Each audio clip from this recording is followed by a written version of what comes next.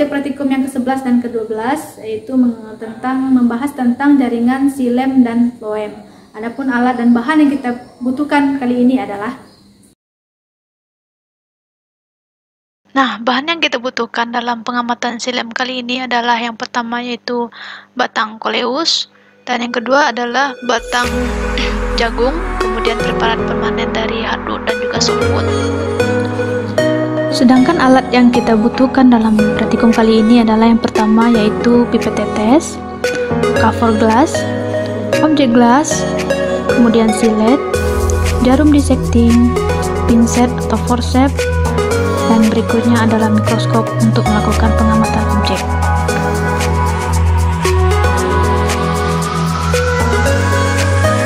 Kita masuk ke cara kerja pengamatan xilem pada tumbuhan monokotil dan dikotil.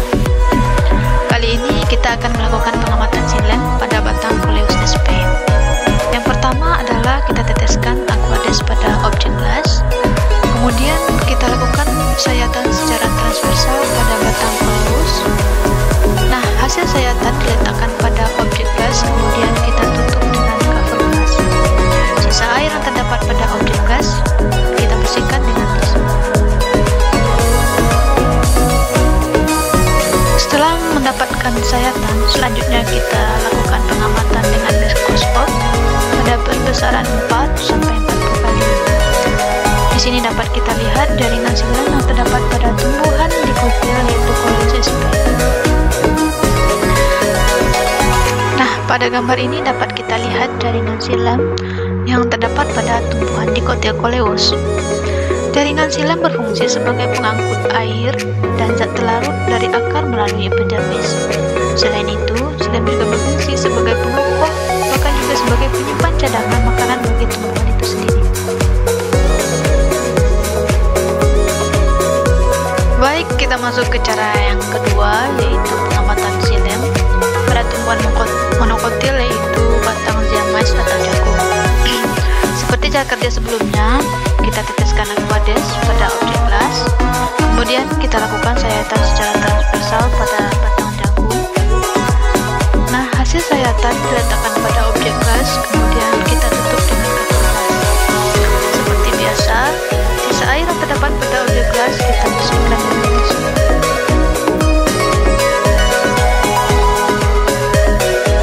Selanjutnya kita lakukan pengamatan dengan mikroskop pada perbesaran 4-40 kali. Di sini kita akan temukan jaringan xilem yang terdapat pada tumbuhan monokotil. Dalam hal ini adalah batang jagung.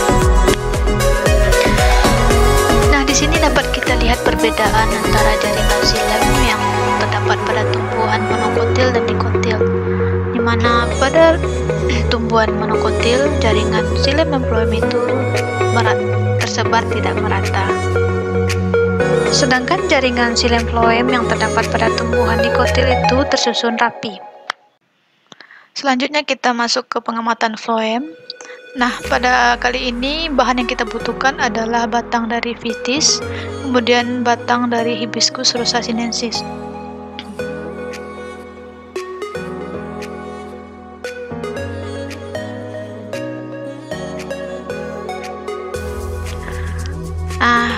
Kita masuk ke pengamatan jaringan floem. Di sini kita mengambil batang dari Hibiscus rusa sinensis, di mana yang pertama yaitu kita teteskan aquades pada objek glass, kemudian kita lakukan sayatan secara transversal pada batang Hibiscus rusa sinensis, dan hasil sayatan kita letakkan pada objek glass, kemudian ditutup dengan cover glass. Sisa air yang terdapat pada objek glass seperti biasa kita bersihkan dengan tisu. Hasil sayatan yang sudah kita dapatkan pada batang Hibiscus rusa sinensis, selanjutnya kita lakukan pengamatan dengan mikroskop pada perbesaran 10 kali. Di sini dapat kita lihat jaringan floem yang terdapat pada batang hibiscus. Floem berfungsi sebagai pengangkut dan mendistribusikan zat-zat makanan hasil fotosintesis dari daun ke bagian tumbuhan yang lain. Floem dapat menentukan bagian tumbuhan yang mana yang perlu tumbuh cepat, sebab hasil fotosintesis seperti gula dapat lebih banyak diangkut ke meristem, ke bakal daun, ke struktur reproduksi atau ke tempat penyimpanan cadangan makanan sesuai dengan kebutuhannya.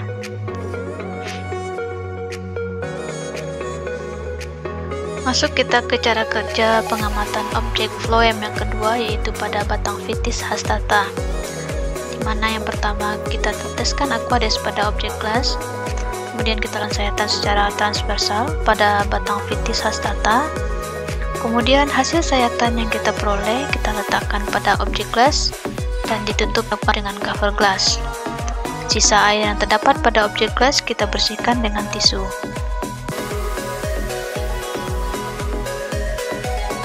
Next, selanjutnya kita lakukan pengamatan dengan mikroskop dengan menggunakan perbesaran 4-40 kali.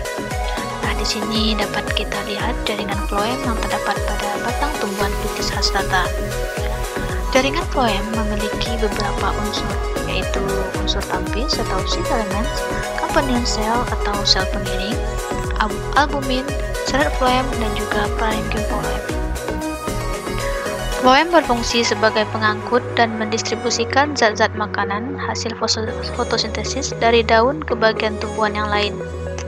Phloem dapat menentukan bagian tumbuhan yang mana yang perlu tumbuh cepat, sebab hasil fotosintesis seperti gula dapat lebih banyak diangkut ke meristem, ke bakal daun, ke struktur reproduksi, atau ke tempat penyimpanan cadangan makanan sesuai dengan kebutuhannya.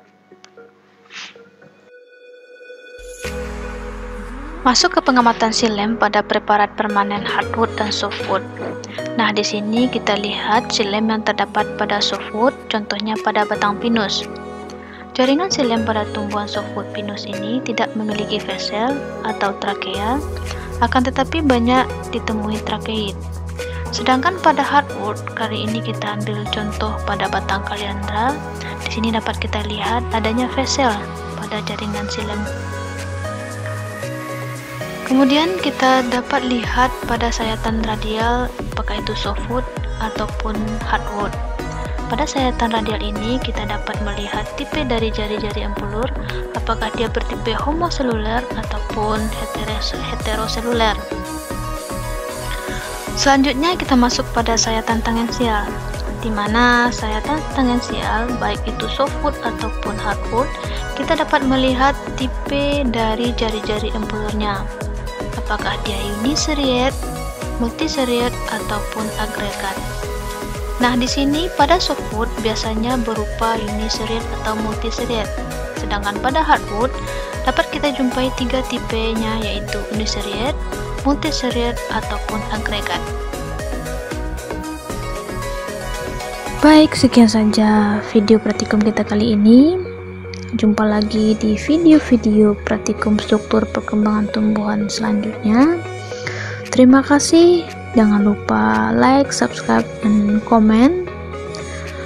Assalamualaikum warahmatullahi wabarakatuh.